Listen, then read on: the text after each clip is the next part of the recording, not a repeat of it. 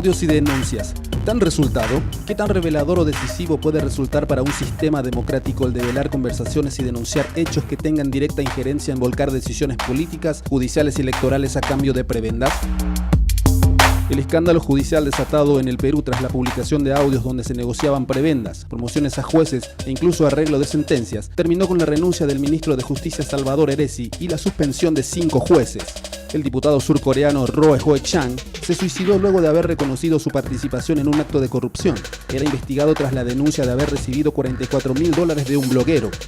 Bajemos a Paraguay.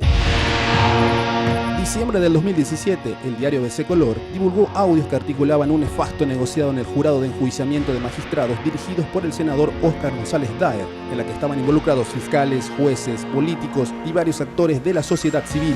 La semana pasada, nuevamente, el diario ABC Color divulga unos audios en la que involucra a un funcionario del área informática del Tribunal Superior de Justicia Electoral, que aparentemente sobrecargaba el sistema de cómputos para favorecer a ciertos candidatos y perjudicar a los minoritarios a cambios de importantes sumas de dinero. Presidenta, yo cumplí todo lo que faltamos, que hice un malabarismo, hasta engañé. No engañé porque fue legal, pero engañé de una manera porque no fue legal, no fue abierta. Como reaccionamos, y como siempre, volvimos a ser los guerreros inclaudicables en las redes sociales pidiendo renuncias, realizando scratches, golpeando con el mejor vocabulario y haciendo estériles debates en los muros de Facebook y buscando palabras entresacadas del diccionario para Twitter.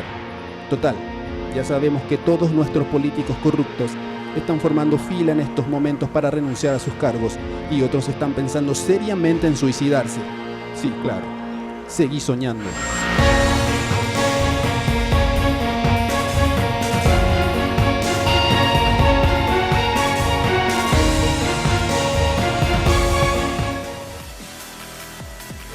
Amigas y amigos, una noche más de debate con este tema que hemos visto en este material de resumen muy bien logrado por nuestra producción, donde en cierta manera es el tema que ha sacudido la semana pasada y que ha generado una serie de reacciones, pero que más allá de lo que se pueda decir y más allá de lo que podamos reflexionar ya sobre los audios, ya sobre los ofrecimientos y demás, queríamos nosotros tratar de ver si es cierto eso que decía nuestra reflexión inicial.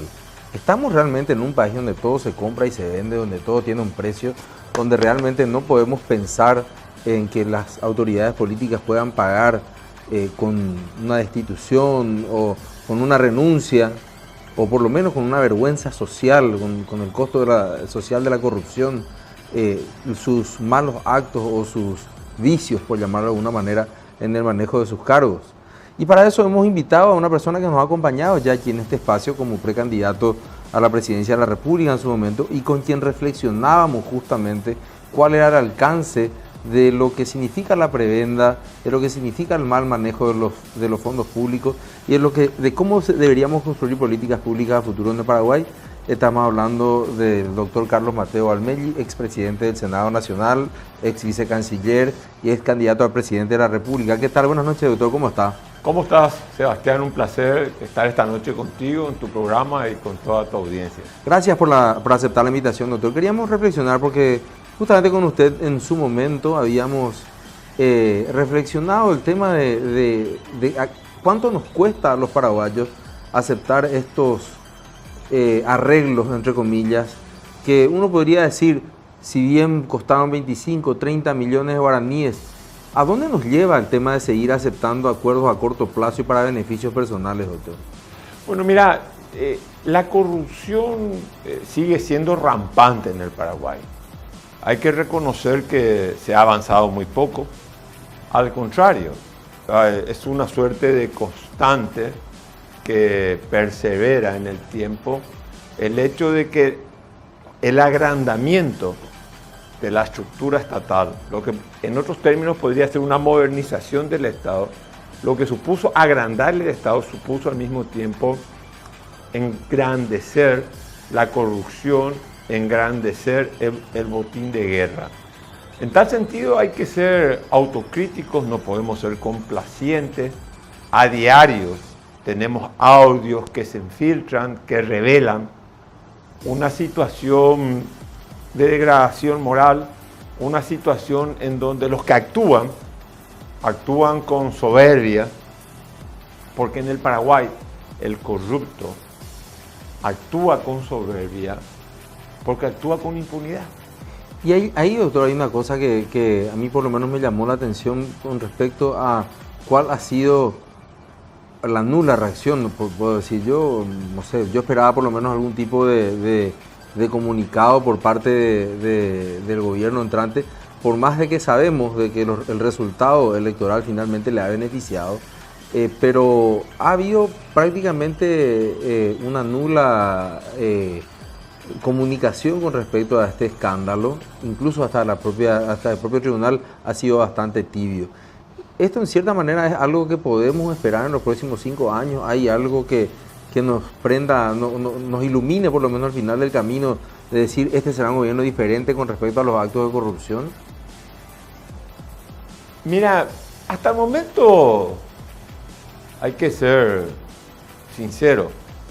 La corrupción, por sobre todas las cosas, nosotros la conocemos por la denuncia de la prensa.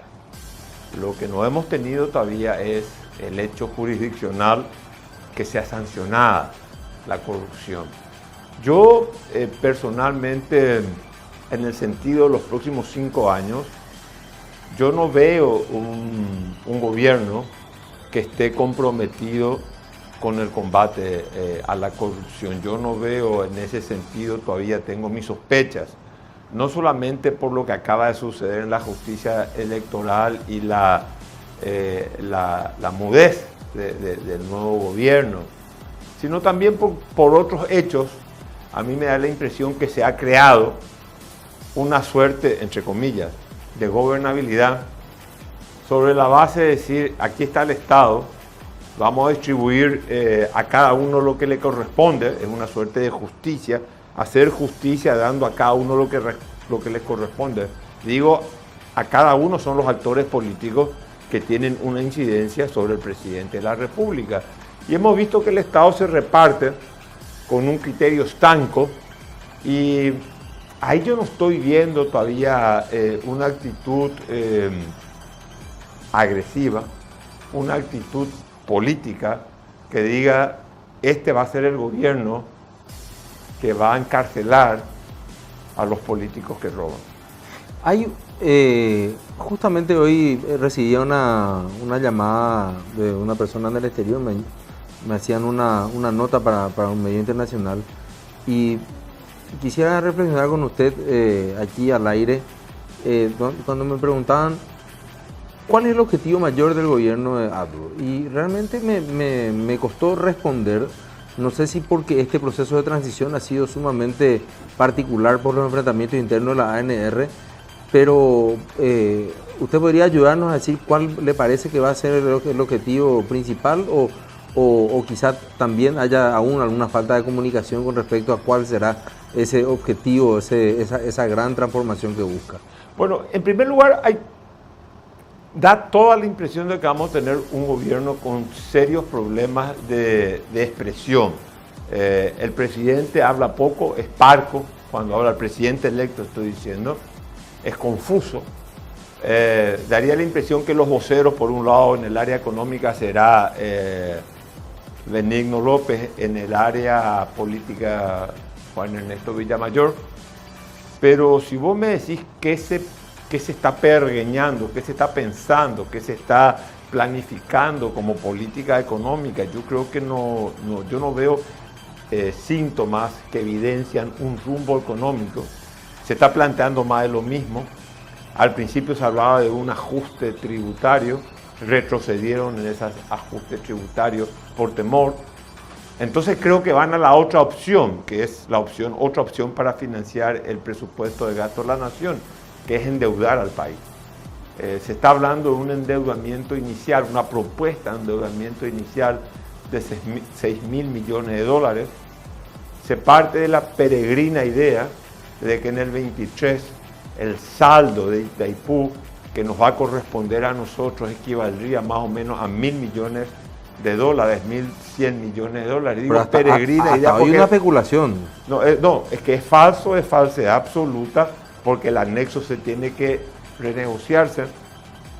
No estoy viendo que se haya puesto gente de primera para esa renegociación con Brasil. Todavía por lo menos nos han dado a conocer. Entonces veo que el gobierno va a seguir en materia institucional con una gobernabilidad que daría un poco. Vos me apoyás y yo te doy algo a cambio, que es la gobernabilidad que yo creo que ha destruido al Paraguay desde el punto de vista moral e institucional, que es la gobernabilidad que socava la estabilidad política, que se basa sobre la base de la repartija, de la prebenda, de la compra de votos, etcétera, etcétera. Eso es en el lado político. En el lado fiscal daría la impresión que no va a haber el ajuste tributario como se pensaba, pero que se va a recurrir al endeudamiento externo, pretextando que el endeudamiento interno en el Paraguay es bajo. Eso es una cuestión que es extremadamente peligrosa, especialmente por los montos de los cuales estamos hablando. Estamos hablando de un monto inicial de 6.000 millones de dólares, lo que se negoció a trastienda. No estoy hablando de lo que salió a decir el futuro ministro de Hacienda, que habló de 1.000 millones anuales. El problema no sabemos si la aprobación va a ser ahora mismo o la aprobación va a ser 1.000 millones anuales. En el peor de los casos estamos hablando, y lo dijo, solamente para infraestructura, o sea, un endeudamiento de 5.000 millones de dólares solamente para infraestructura, sin contar lo que significaría el endeudarse con los organismos multilaterales de crédito. Yo veo hoy por hoy, por lo poco que nos ha dicho el gobierno electo, pocas señales de una vocación reformista en la política paraguaya. Hay un predominio, una hegemonía tan grande del Partido Colorado como para tener que someterse a ese tipo de relaciones, doctor. Digo esto porque incluso en el audio, una cuestión que es bastante llamativa, es cuando el señalado funcionario Iturburu dice, no, a mí si me dice el Partido Colorado que cargue acá o que descargue allá, voy a hacer eso, voy a hacer lo otro. Se actúa con tanta, yo no sé si llamarle impunidad, pero con tanta omnipotencia por lo menos desde el Partido Colorado para poder tener esa facultad de poder decir este tipo de cuestiones que a mí particularmente me llamaban poderosamente la atención. O sea, es así también como usted dice que vamos a tener que rendirnos a lo que el Partido Colorado pueda dar a los partidos de oposición, entre comillas, en materia de cargos, una política de transacciones a futuro. Mira, yo, Sebastián, creo que la corrupción en el Paraguay es transversal.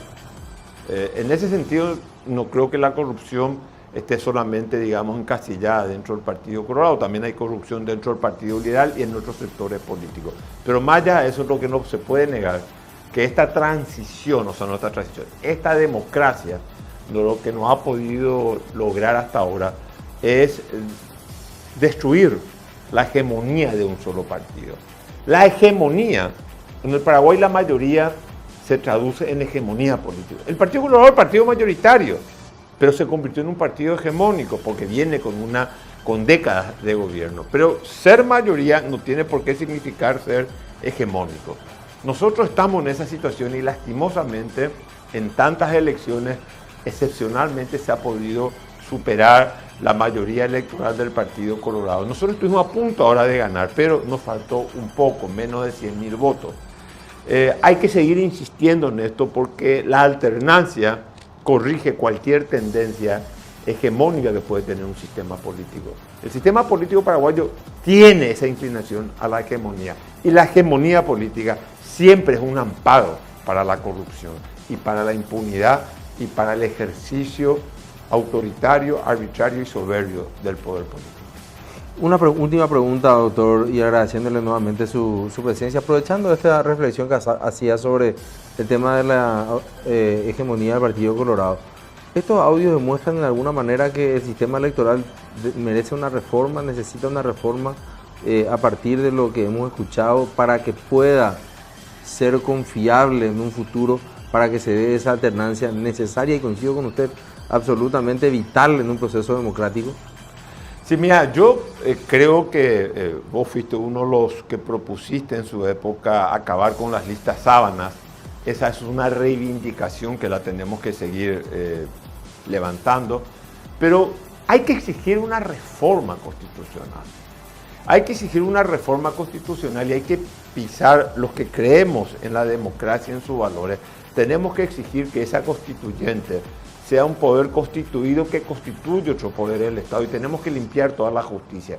La Corte Suprema de Justicia está hoy integrada por gente que no merece nuestra confianza, con gente, con hombres y mujeres desapegados a los principios y a los valores del Estado de Derecho. Ese es el primer paso que hay que hacer. Segundo lugar, una reforma constitucional nos va a permitir avanzar sin cortapisas en una reforma a la ley electoral. Si no es en un proceso constituyente, lo que podemos reformar de la ley electoral son solamente maquillajes, es algo postizo. Nosotros necesitamos una profunda reforma del sistema electoral que le dé mayor capacidad de elección al elector y que transparente, que iguale más las condiciones de la competencia electoral. Soy un partidario de que las listas tienen que ser abiertas. Soy un partidario de que cada partido escoja si quiere el sistema de votación directa o si quiere el otro sistema. O sea, hay muchas reformas que tenemos que hacer y al mismo tiempo la justicia electoral debe someterse a profundas reformas de carácter ético y de carácter administrativo. No se puede seguir tolerando. De hecho, yo estuve en la justicia electoral, hablé con el presidente de la institución, hablé con el doctor Ramírez Zambonini y para mí ellos ya habían procedido como correspondía. Los antecedentes fueron a la Fiscalía Penal. Esperemos que no termine en el Opareí. El día que yo estaba ahí se había constituido un fiscal, se lo había separado de sus funciones a este señor y al mismo tiempo se había tomado otras medidas más de carácter administrativo que estaba en la jurisdicción de la justicia electoral. Pero el personal de la justicia electoral no puede seguir siendo reclutado solamente a partir de los favores políticos. Doctor Carlos Mateo Valmelli, muchísimas gracias por acompañarnos esta noche. Muchas gracias, Sebastián. Estuvimos con el doctor Carlos Mateo Valmelli hablando así de este caso que sacude no solamente al sistema electoral, sino a toda la política paraguaya. El tema de dinero a cambio de votos, cargos a cambio de votos después en el Congreso. ¿Cuál es la calidad de las transacciones políticas en el Paraguay y en nuestra dirigencia política? No se vayan, que volvemos después de la pausa hablando más sobre este tema.